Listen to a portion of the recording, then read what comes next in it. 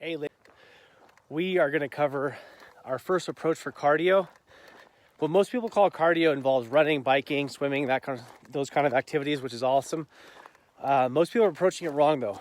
What happens is somebody will start doing some cardio. Maybe they start with a 20-minute routine. They start seeing some results.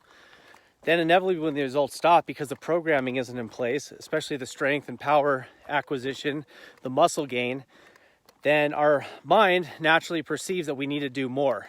And that creates the problem. We end up in these cardio routines where people are doing 30, 45 minutes, even longer.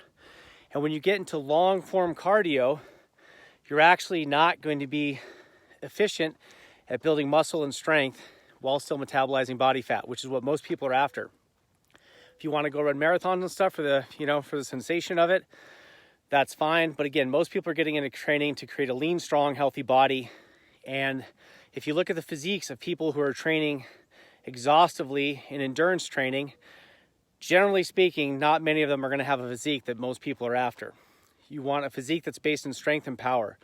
Too much cardio is going to detract from that. There's only so much energy I have. There's only so much recovery capacity I have. So it's vital that I keep my cardio in line with the rest of my programming so that I'm not detracting from building muscle and strength. So the first routine is just going to be some hill sprints. This is a form of what's called self-limiting exercise. The fact that I'm using a hill is going to be more challenging, but it's also going to maintain my pace, and it's also going to be safer on my joints. As you can see, I'm on dirt. The second biggest problem with cardio is that when people start getting to long distance running or running for duration is that they're running on cement and asphalt. Now, when I'm landing, every time my foot hits the ground, upwards of 4 times my body weight shock can go through my body. Couple that with the fact that most people's gait pattern is already restricted because they're not flexible enough, and that they're not athletic enough and they don't know how to dissipate that shock in their feet. Guy like me, I weigh between 200 and 220 pounds, so upwards of 800 to 800 pounds of force is going through my body every single time I hit that concrete or asphalt. So that's why I want to use dirt, I want to use grass. And what I'm just going to do to start is I'm going to pace off about 50 meters, which I already did. And to just warm up, I already did some warm-up prep like we're using in my other sessions for my strength sessions. And you're just going to vary the intensity. So the first one, I'm going up here. This is a very low effort, probably 40%, maybe upwards of 50%. In the beginning, if you're really deconditioned and you haven't done any running for many years, you're going to really want to start for the first week or two using like a talk test or a heart rate monitor and staying aerobic. All aerobic means is that I'm using oxygen the whole time. It's more effective at burning body fat, and it's going to build up a lot more cardiovascular health than doing anaerobic training, which means I'm pumping my body so hard that I'm not using oxygen. So that was my first set. As you can see, I'm jogging back down. The length of time I come back to my starting point is my recovery time. Now I'm going to go back up a little more intense. This will be about 60% effort. Sorry, I don't have my steady cam thing. Okay. I hit my 50 meter mark, which is about 50 yards.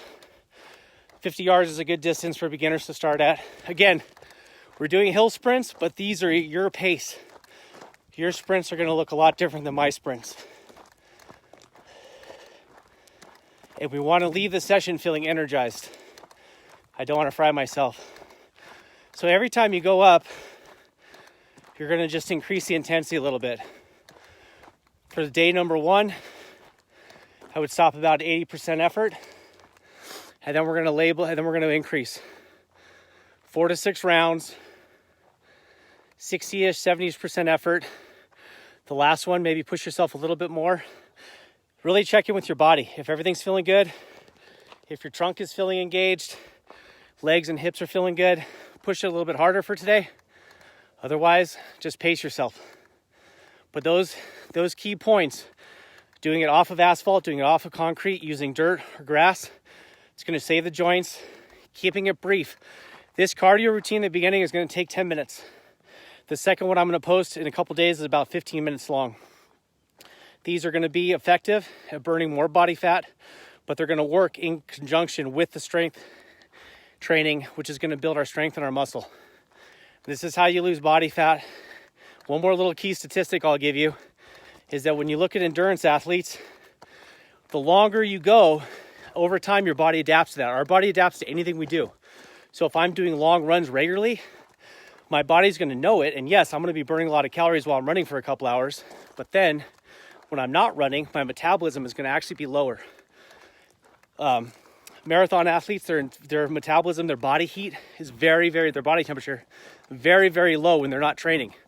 Because their body has trained and they know, hey, I'm going to have to burn whatever, thousands of calories tomorrow. So when I'm not inactive, I'm going to shut everything off. It's the exact opposite effect of what we want when we're trying to build strength, muscle, and burn body fat at the same time. Post your questions or comments down below.